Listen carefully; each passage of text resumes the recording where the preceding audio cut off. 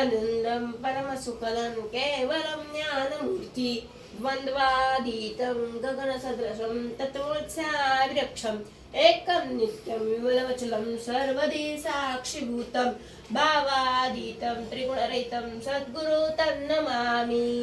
गोंडवलेकर महाराजांना विनम्र अभिवादन करून आजच्या व्हिडिओची सुरुवात. आज आहे फोडणीचं वरण, छानशी चपाती, वांग्याची भाजी, श्रीखंड आहे नैवेद्यामध्ये. बोलण्याच्या ह्याच्यामध्ये वाढायचं लक्षात येईल ना. वांग्याची भाजी आहे, साधा भात, तूप आहे. आज तुमच्याकडे काय आहे महाराजांच्या नैवेद्याला ते मला कमेंट मध्ये नक्की सांगा.